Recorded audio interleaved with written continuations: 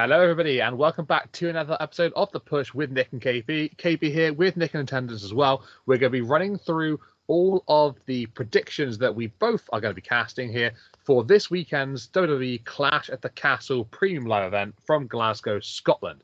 And yeah, we take the match card as it is. We'll say who we think is going to win. We'll say what we think of the matches.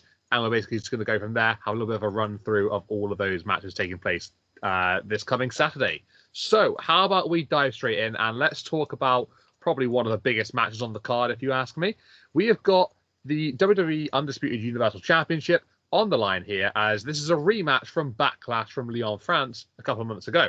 So Cody Rhodes defends the title up against AJ Styles once again, but this time it is an I Quit match. So the build up onto this one, we've seen a lot of Cody Rhodes just sort of like putting AJ on the back burner, really. Not really sort of like giving him too much attention, respecting him as an in-ring performer, respecting him with the match they had recently, but then sort of trying to look at what's next. AJ Styles, he wasn't sure about the next step in his career, apparently, and he was like thinking of maybe retiring, and he was building up so that it was going to be that way.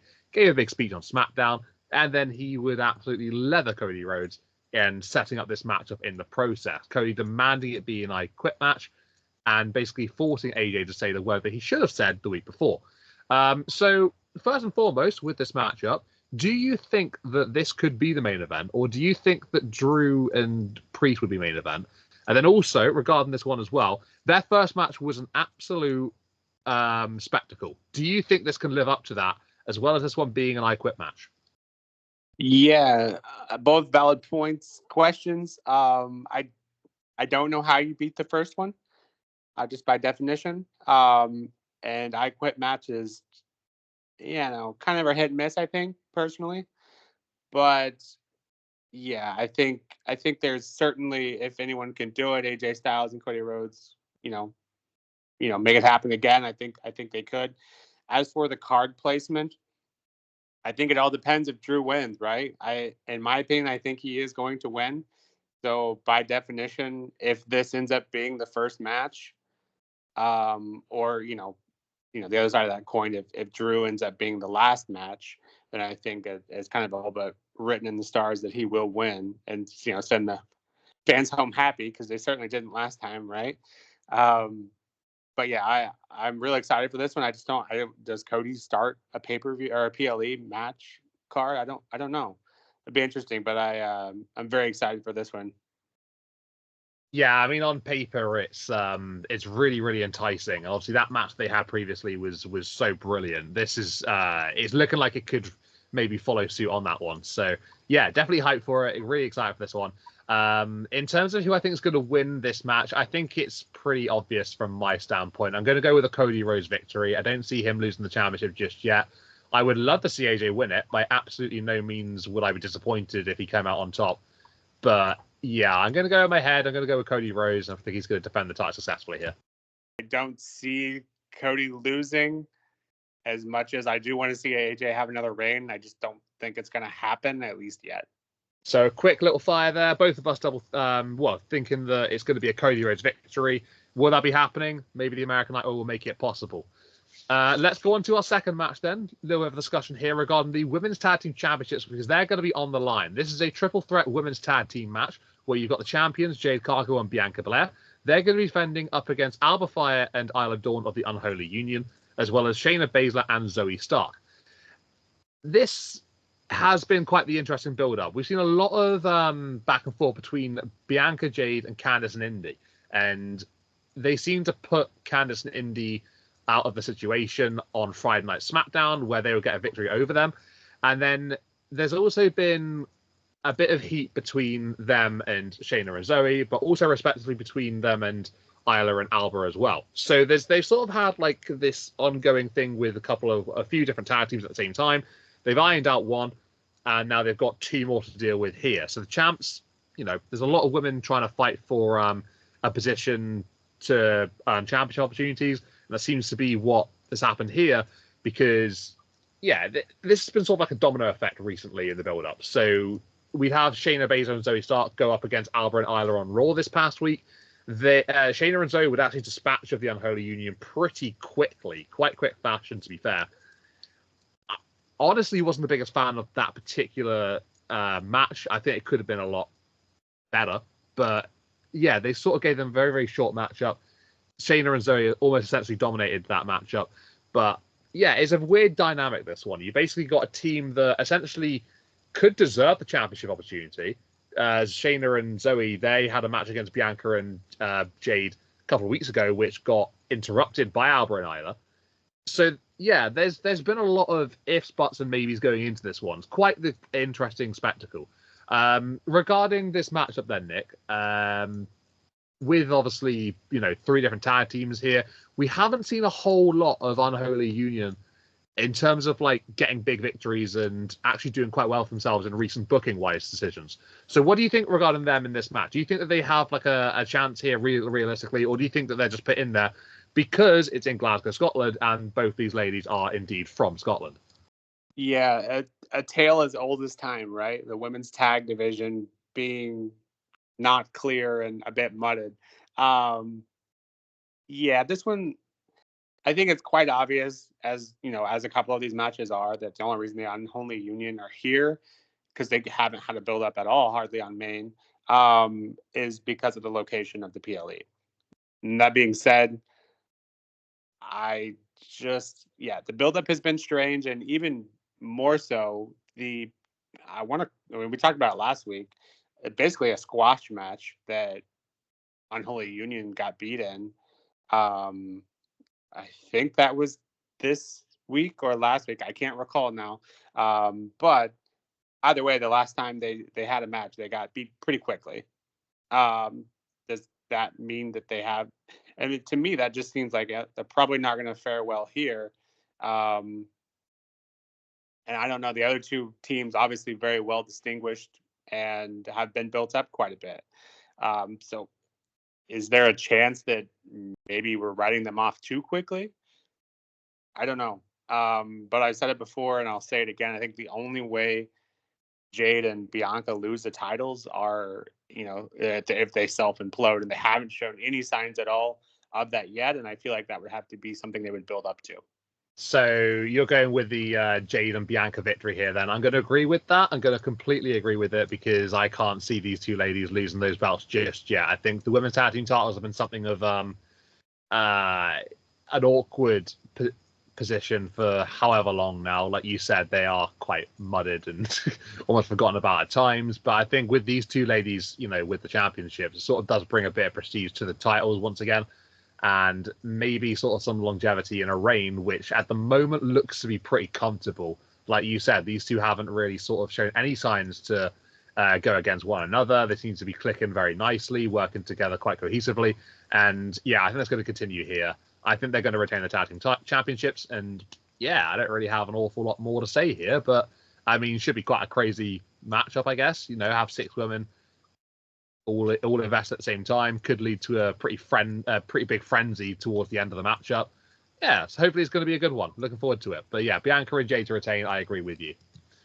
So, on to our third match then that we're going to be discussing here. Oh, and this one's for the Intercontinental Championship. You've got Sami Zayn putting his gold on the line up against Alpha Academy's Chad Gable.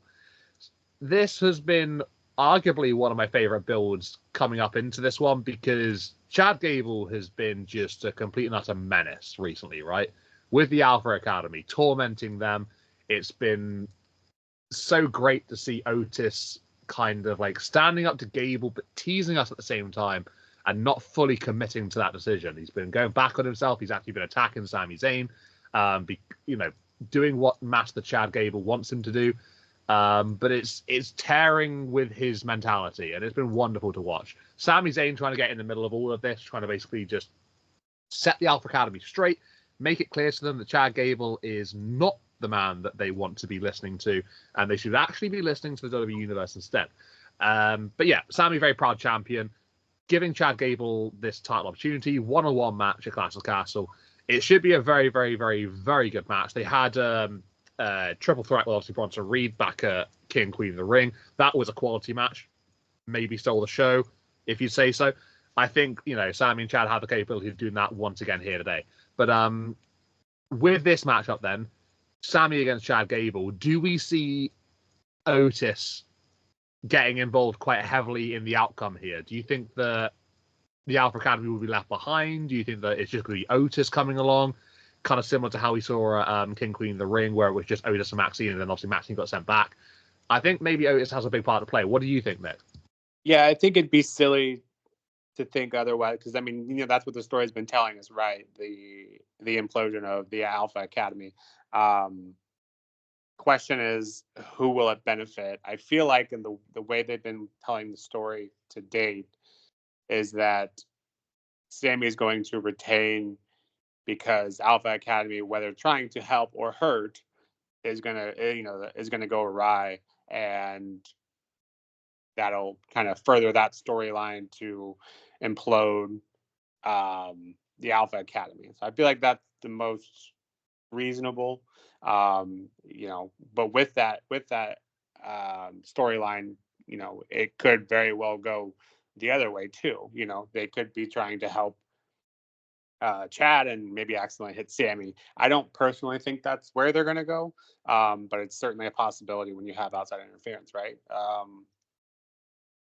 But yeah, no, I think the IC title is safe for now.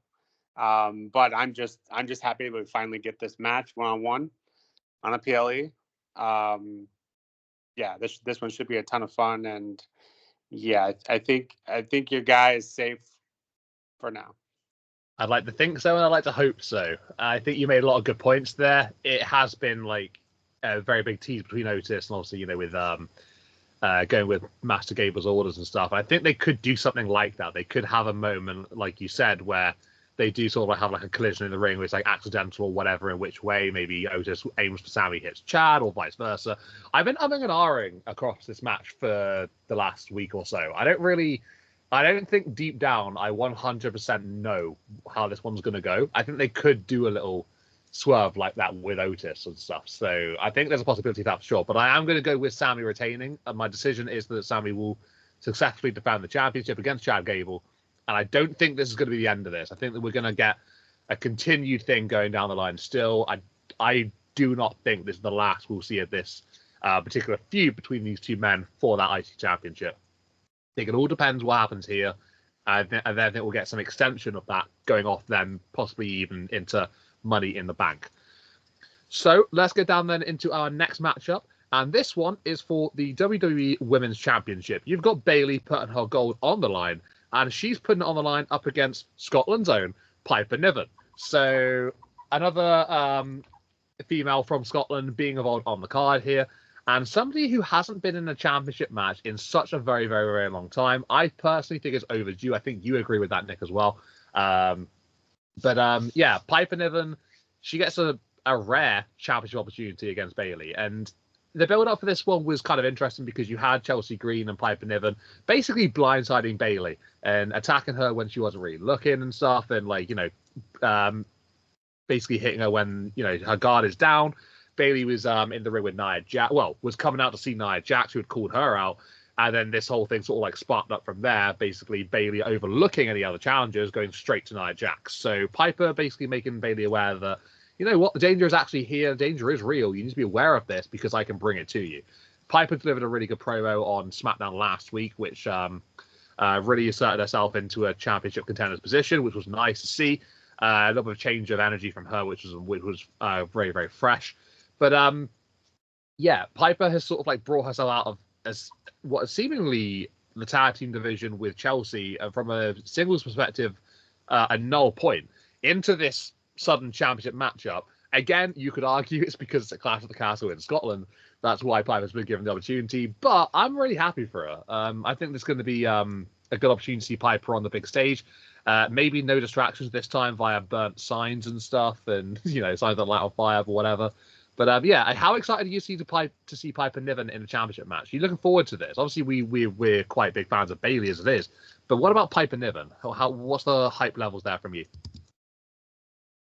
Yeah, you're exactly right. Though we have been singing her praises, Piper Niven, that is, the last few weeks. And while I do agree, and I do think that Piper Niven is here because of where the PLE is, the difference is between this and the Unholy Union is that I feel like Piper has been properly built over the last few weeks, at least. Whereas, Bayley didn't just announce, in a backstage segment, I'm going to challenge you on Holy Union as well. Like, it felt very forced, whereas this feels a bit more natural.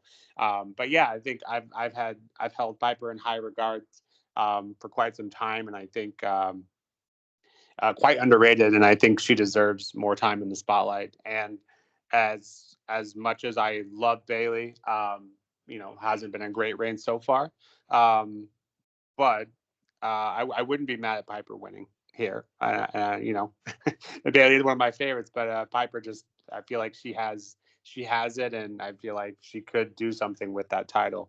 But we'll see. I guess for my official prediction, I'm going to safe and go with Bayley. I think that's a pretty reasonable standpoint, to be fair. Yeah, I'm quite impressed with what I'm seeing of Piper Niven recently. So as long as this is a good match between the two of them, I think, everyone's a winner there, really. But yeah, I think I do agree. I would quite like to see Piper with a championship at some point during her career. Whether that moment is right here, right now, I personally don't think so. I don't think that she's going to get the win. I think it will be Bayley. I really want this Bayley championship reign to pick up a gear at some point. I don't know if maybe she needs it sounds a bit strange, but maybe she needs another really big name to sort of feud with to really kick it going, to build up a bigger story. As a fan base, we've been very critical of the way Bayley's been handled over a long period of time now, even with the Royal Rumble victory and, not being included on poster after poster after poster for the premium live events.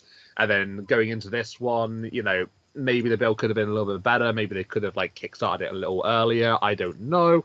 But yeah, I think there's a lot of promise for someone like Bayley. She's very good. We all know that.